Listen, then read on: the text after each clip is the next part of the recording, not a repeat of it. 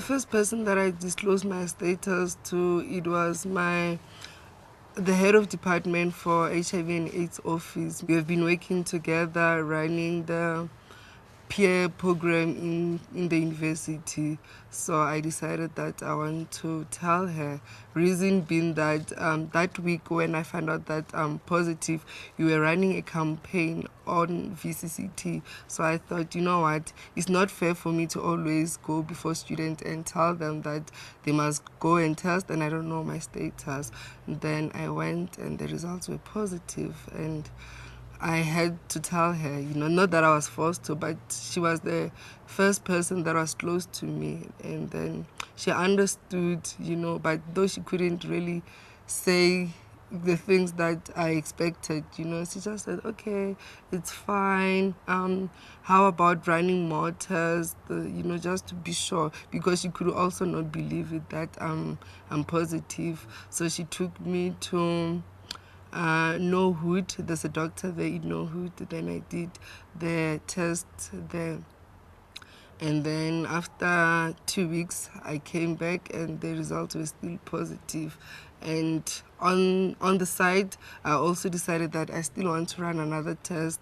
I waited for about 3 weeks. Then I did another test with the different doctor and the results were still positive, So it was hectic, but I got over it. We're all gonna die.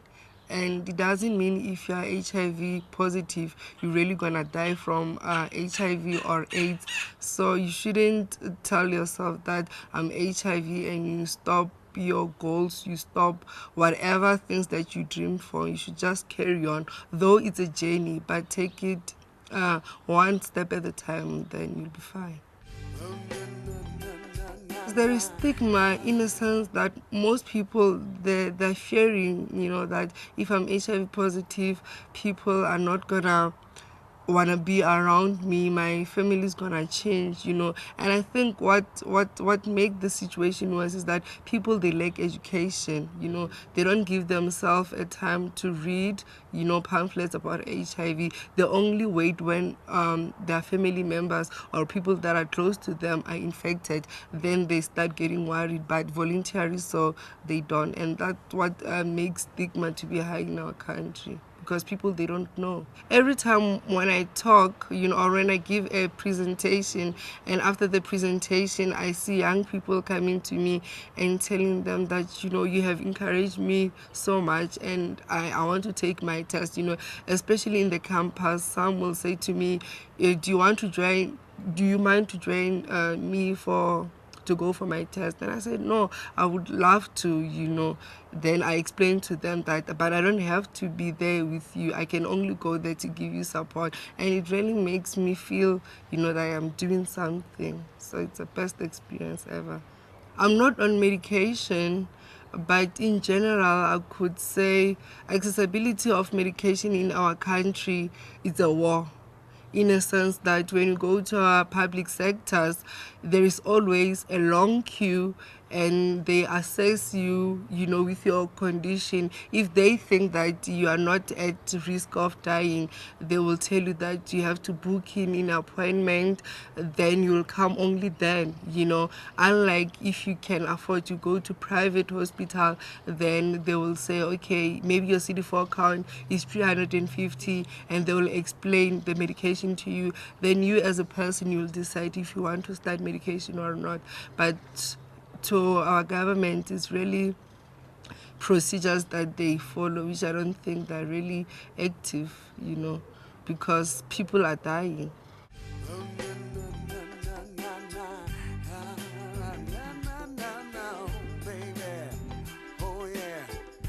I think it starts with the kind of course that I'm doing, I'm a somatologist, or should I say somatology student.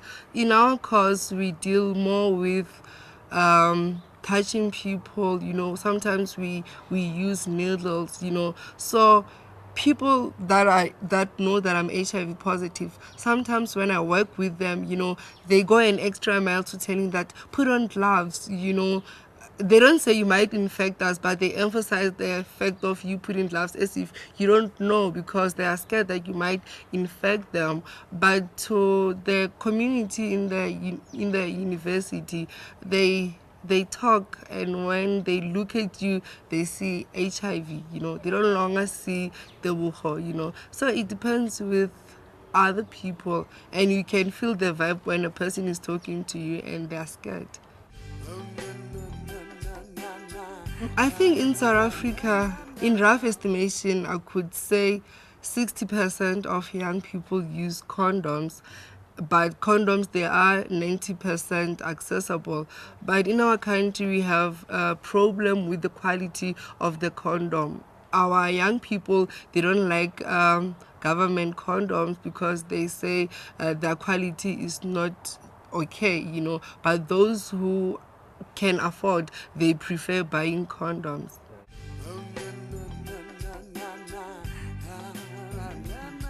Yes, but because of my me being gay, I always had a doubt. Should I have a child? Will I be able to raise this child well?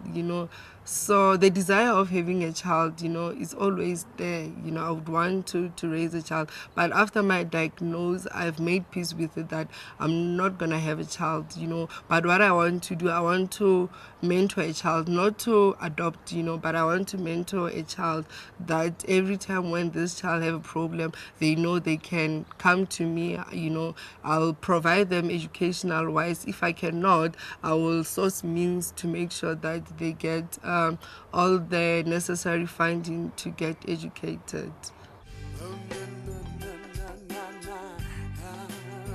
The first thing, that I would advise a gay community or even heterosexual community is to know your status, because once you know your status, you can plan, whether it be negative or positive. And if you are negative, it is important that you make sure that you do unnecessary things to prolong your life. And if you are negative, you can still make sure that you maintain your HIV status, So my message to them would be knowing your status, basically.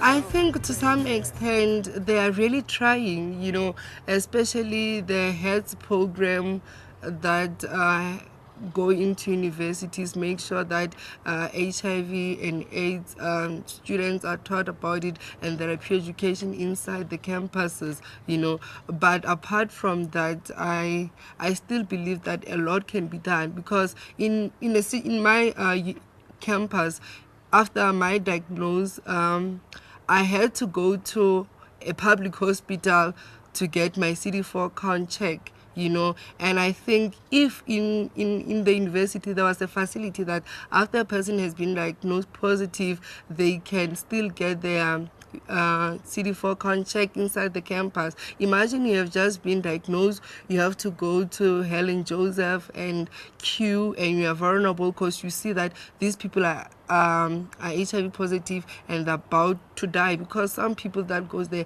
they're at the late stage of AIDS, and so it's scary. So if they can have the facilities within the university to really make things easier, So our government, if they can really contribute, I'm hoping that young people in our country, could see that, especially those who know their status, that they are negative could maintain that status. They should see it as a blessing in a way, because nobody wishes to be HIV positive. It's not something that one desire, but if you are, it's okay.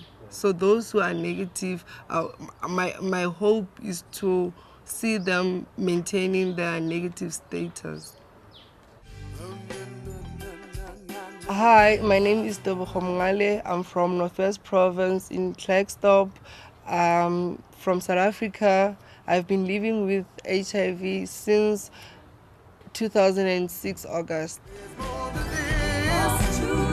Then I can see. Never judge a